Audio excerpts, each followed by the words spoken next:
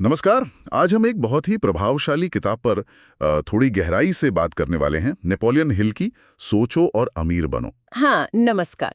ये किताब वाकई क्लासिक है और दिलचस्प बात यह है कि इसका आधार है हिल का लगभग 25 साल का शोध। सही।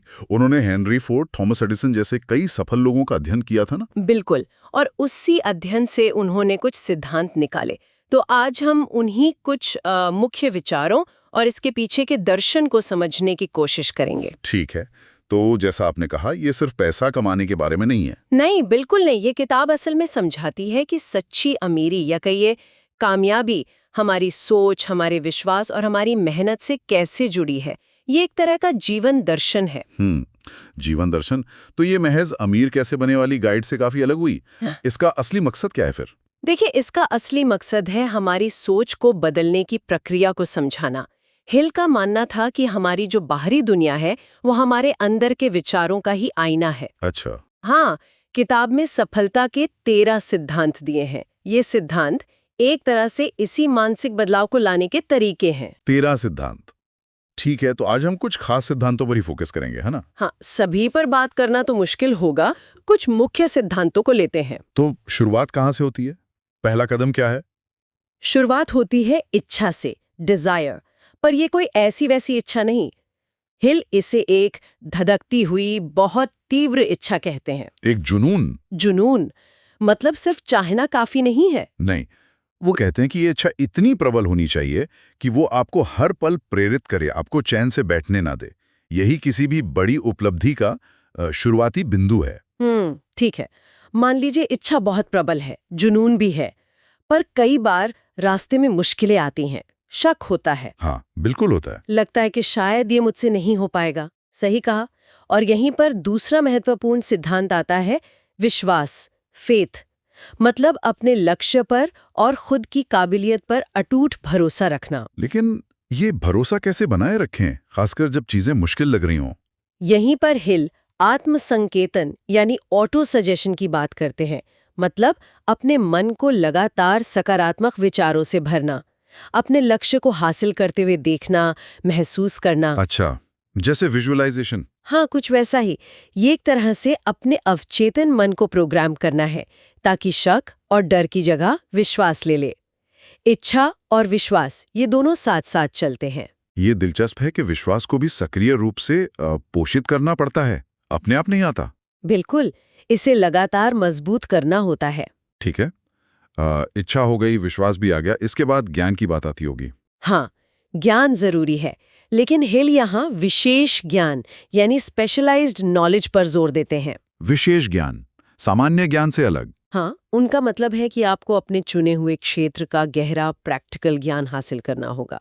सिर्फ जानकारी इकट्ठा कर लेना काफी नहीं है, उसे इस्तेमाल करना, अप्लाई करना आना चाहिए। समझ गया। मतलब जिस फील्ड में आप सफल होना चाहते हैं उसके एक्सपर्ट बने। बिल्कुल। और अगर मान लीजिए ज्ञान भी है, विश्वास भी है, पर शुरुआती कोशिशें कामयाब नहीं हो रही, जैसे एडिसन का उदाहरण देते हैं लोग। हाँ, एडिसन का उदाहरण तो परफेक्ट है इसके लिए। कि वो बल्ब बनाने में हजारों बार असफल हुए, तब क्या? यहीं पर लगातार प्रयास यानी परसिस्टेंस का सिद्धांत सबसे ज्यादा अहम हो जाता है।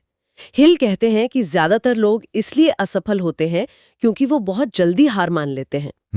परसिस्टेंस का मतलब है मुश्किलों और असफलताओं के बावजूद डटे रहना, हार न मानना।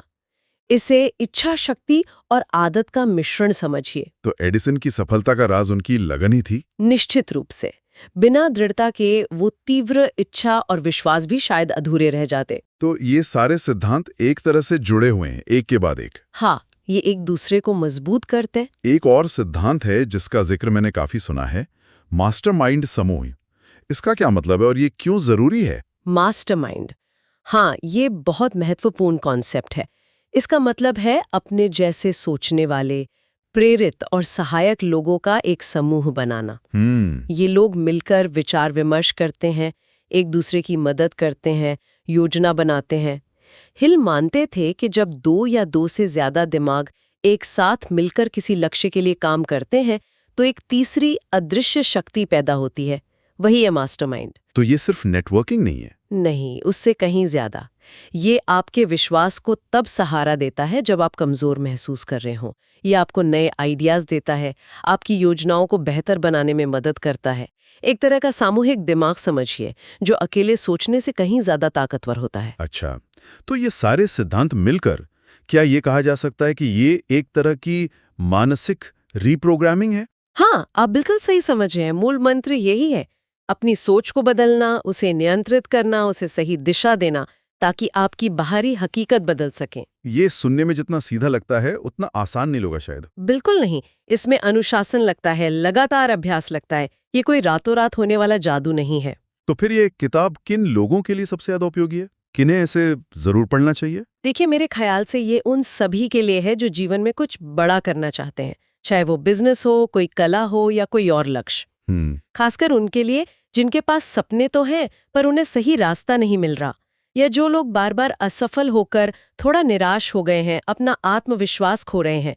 ये किताब उन्हें फिर से विश्वास और लगन की अहमियत याद दिला सकती है। और जैसा हमने शुरू में भी कहा था, ये सिर्फ पैसे कमाने के तरीके नहीं बताती। नहीं, इसका जो बड़ा संदेश है वो शायद आत्मविश्वास और सकारात्मक सोच की शक्ति के बारे में है, जो किसी भी तरह की सफलता के लिए बुनियाद है। निश्चित रूप से।